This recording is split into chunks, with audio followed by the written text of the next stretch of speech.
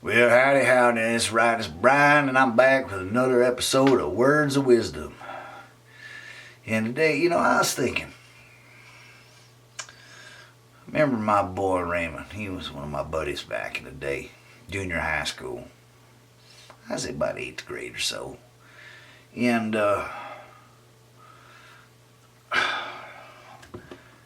I figured, his life needs to mean something. So, I got a story about him, and I'm going to tell it because I think it could help someone. It could help someone and, potentially make this world a little bit better place than it already is.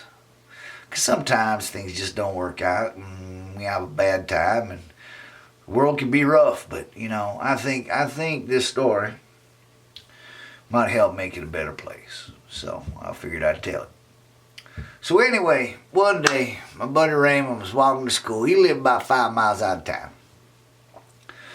So he had walked to school, and he's walking to school, and he finally gets inside the city limits there, and he gets up on the sidewalk, and he's walking down the sidewalk.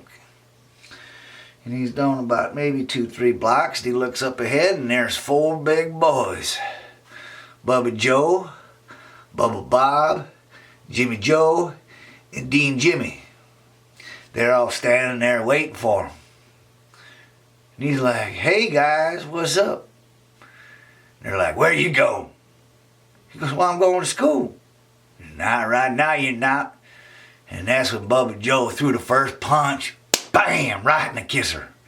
Knocked him down, the rest of them all just kind of get on him and started kicking him and punching him. And one even threw a karate chop at him once, I think, and oh, it was bad. And poor Raymond, he had a busted lip and a bloody nose, a black eye, and bruises on his arms and on the side. And he's beat up pretty bad, and he's just laying there on the ground, kind of twitching a little bit. And the other boys, they all started laughing at him, and then they took off, and I don't know where they went. But poor Raymond's laying there, and he's almost starting to cry. I think a tear came down his eye.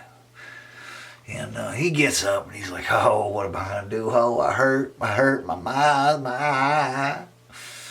And he thinks, well, I can't go back home because there's nobody there. And Daddy locked the door when he went to work and my mama went to work. So he figured he'd go to school, finish up. So he keeps walking down the sidewalk and he finally gets to school.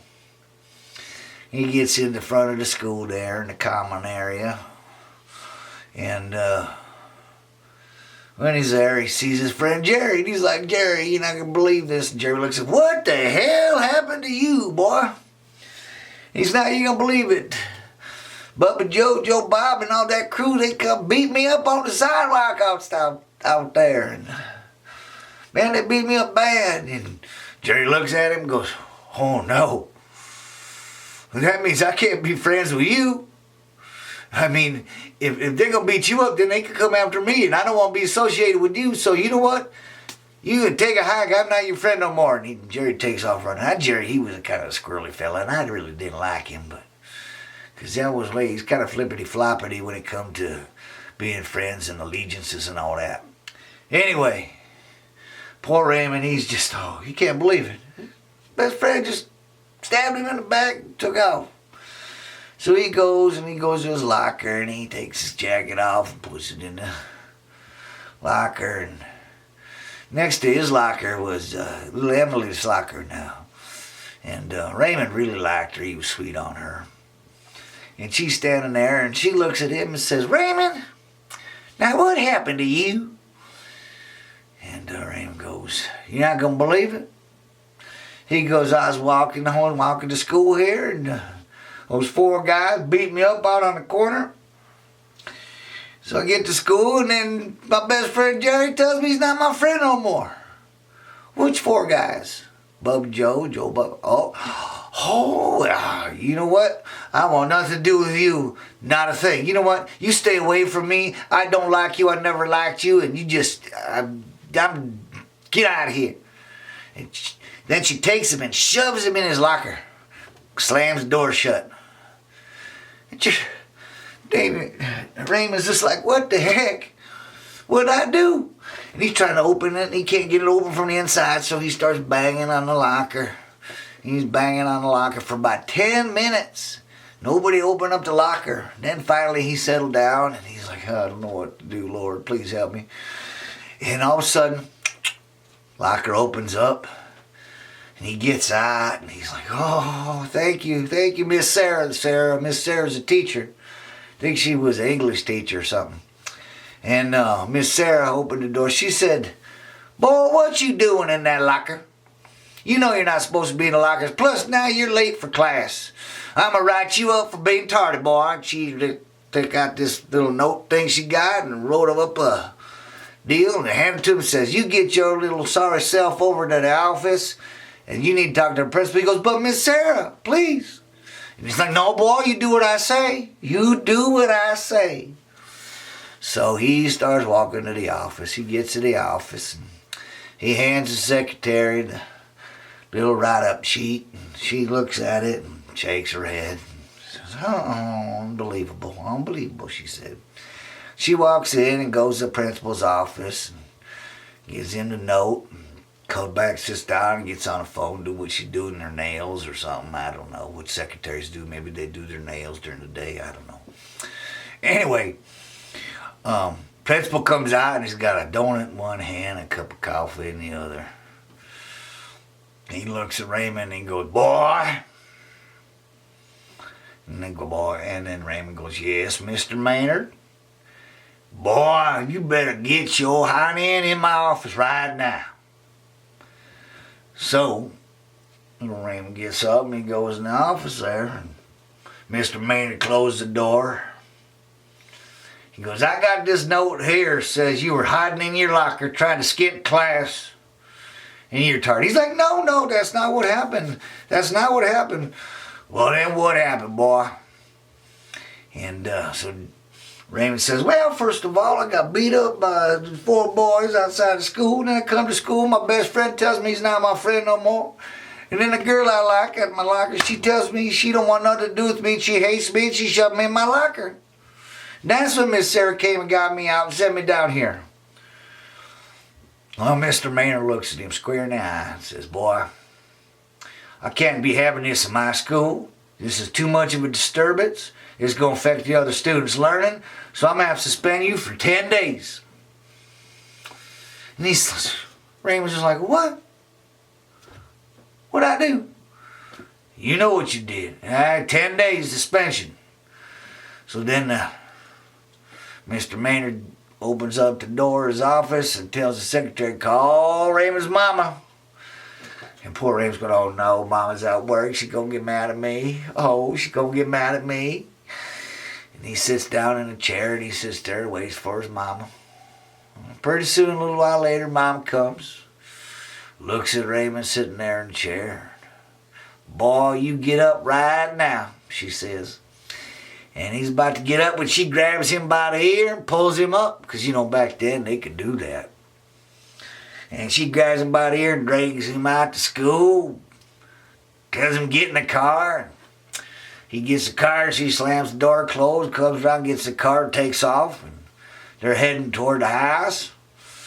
Out in the country there. And they're driving and Mama looks at him and says, Raymond, boy, you know, this is not like you, but you've been nothing but trouble. You're nothing but trouble right now, and I'm sick and tired of it. You know what? I can't have you in the house influencing your brothers and your sister. I can't do it. You know what? So she slams on the brakes, and she says, get out. I'm done with you.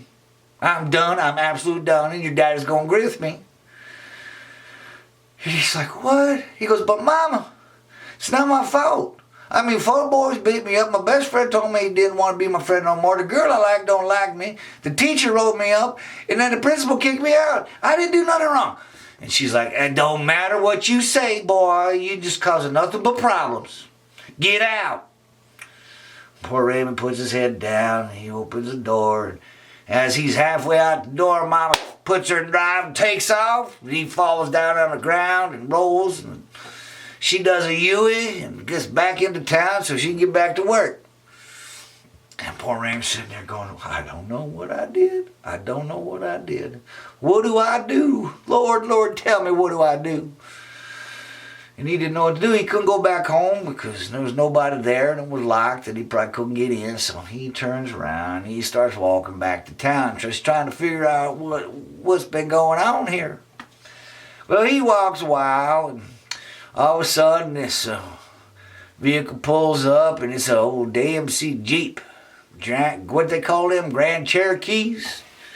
And it's on the side of it said, Sheriff. The sheriff pulls up to him and says, "Boy, what you doing out here? You're supposed to be in school." Raymond looks at him and says, "Sheriff, you're not going to believe my day." I said, "First of all, I walked to school. I got beat up by Joe Bob and Bubba and all those guys.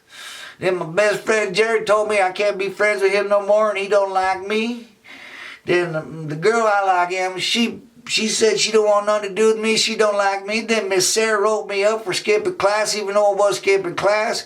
Then the principal kicked me out of school. Mr. Raymond kicked me out of school for 10 days. Had my mama come from work, come pick me up. Then we get going home, and mama kicks me out the car." And the sheriff looks at him and goes, "Boy, you must be one of the most worstest kids in this town that I've seen in 25 years. Get in the back of the car. Get in the back of my Jeep Grand Cherokee." And he gets in the back. Sheriff slams the door and he jumps in and they're taking off. They're going into town. And the sheriff goes, "Boy, you're going to need to be taught a lesson." Now, see, the sheriff's office in the county jail was in the next town over. And it's about 25 miles away. So he just goes into town here because they have a municipal jail. And he's going to put him in there. And he goes, "Raymond, you're going to jail for a couple of days to kind of teach you a lesson. Maybe you'll figure this out and sort things out and behave yourself better." And Raymond's like, "Oh my God, what did I do? I just woke up this morning. What do I do, Lord? What do I do?" Anyway, they get to town. It's a small jail, and they park across the street. And sheriff gets out the vehicle and opens up the door. And Raymond gets up, steps out, and then bam! Just like that, a car goes by, hit poor Raymond, killed him right on the spot. There was nothing left but a little pool of blood and stuff all over the car. It was horrible. It was absolutely horrible. And it got me to thinking. The moral of this story, think about this. The moral of this story is look both ways before you cross the street.